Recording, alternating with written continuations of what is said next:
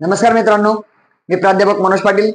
मित्रांनो, आता आपलं नुकतंच 8वीचं वर्ष संपून आता आपण नुकत्याच आपल्या 9वीच्या वर्षामध्ये पदार्पण केलेलं आहे. 9वीचा आपला सिलेबस आपला सुरुवात झालेली आहे आणि 9वीच्या सिलेबसमध्ये इंग्रजीच्या पाठ्यपुस्तकाच्या नियमानुसार पहिला 1.1 म्हणजेच आपल्याला पहिली पोएम दिलेली आहे.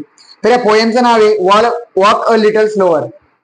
वॉक अ लिटल स्लोअर म्हणजे काय की एक लहान मुलगा आहे, त्या लहान मुलाने त्याच्या वडिलांना एक विनंती केलेली आहे.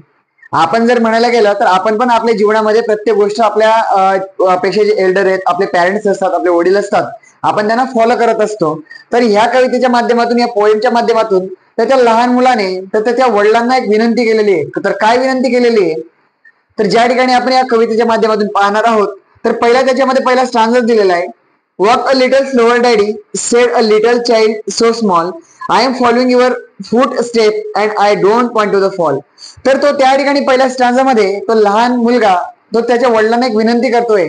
काय विनंती करतोय की walk a little slower daddy, की बाबा थोडं हळू चला.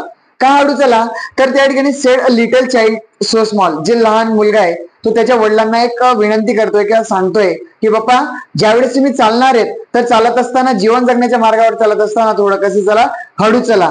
का, तर पुढे I am following your foot step आणि I don't want to the fall. तर मी काय करतोय, तर तुमच्या पावलांवर पाऊल ठेवून चालतोय. मग तुमच्या पावलांवर पाऊल ठेवून चालतोय म्हणजे काय, की ज्या ठिकाणी मी तुमचं अनुकरण करतोय, ज्या प्रकारे तुम्ही जीवन जगत आहात, ज्या प्रकारे तुम्ही योग्य अशा मार्गावर चालत आहात, तर तुमचं अनुकरण करून मला तुमच्या पावलांवर पाऊल ठेवून चालायचंय. तर म्हणून तुम्ही काय करा, थोडस हळू चला. पुढच्या स्टँजामध्ये दिलेलं आहे, sometime your step are so fast, sometimes they are hard to see, so walk a little slower daddy, for you are leading to me. Sometimes step are so fast. ज्या ठिकाणी तो लहान मुलगा तर त्याच्या वडिलांना सांगतोय की बाबा, काही वेळेस जे तुमचे पावलं आहेत, काही वेळेस जे तुमचं चालणं आहे, तर ते थोडं काय होत आहे, फास्ट होत आहे.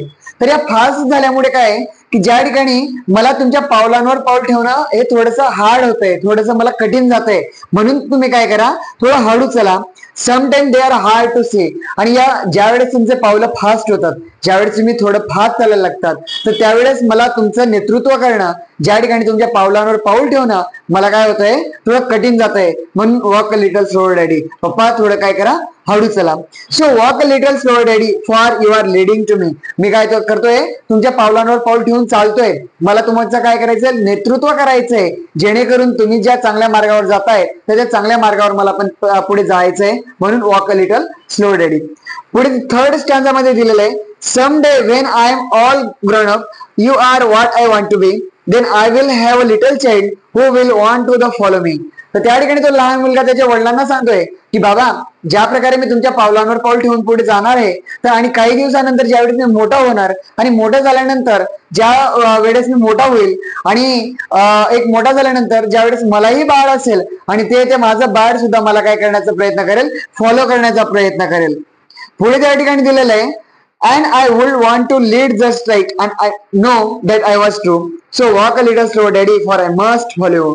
आणि ज्या ठिकाणी मी तुमच्या पावलांवर पाऊल ठेवून चाललेलो आहे, जे मी एक नेतृत्व आहे, ज्या ठिकाणी मी तुमचं पावलांवर पाऊल ठेवून चाललेलो आहे, तर माझं आयुष्य किंवा एक चांगल्या मार्गाला जाणार आहे आणि ज्या ठिकाणी मी माझ्या लाईफ मध्ये काय होणार आहे, सक्सेस होणार आहे. म्हणून बाबा काय करा, की जेणेकरून तुम्ही ज्यावेळेस तुमचे पावलं असणार आहेत, ज्यावेळेस तुम्ही चालणार आहेत, तर त्यावेळेस काय करा, थोडंसं हळू चला. Walk a little slow daddy. म्हणून या लहान मुलाने तर त्याच्या बाबांना, त्याच्या वडिलांना काय केलेली आहे, विनंती केलेली आहे. या प्रकारे आपली walk a little slow daddy ह्या अशी पोएम दिलेली आहे, ज्याचा लेखक ज्याचे ऑथर एक अननोन आहेत. तर बाकीचा जो आपला एक्सरसाइज असणार आहे, तर आपण पुढच्या व्हिडिओमध्ये नक्कीच एक त्याच्यावर चर्चा करूयात. आणि जर या ठिकाणी तुम्हाला काही प्रश्न असतील तर नक्कीच तुमच्या कमेंटद्वारे किंवा तुमच्या प्रतिक्रिया नक्की नोंदवा. धन्यवाद. थँक्यू.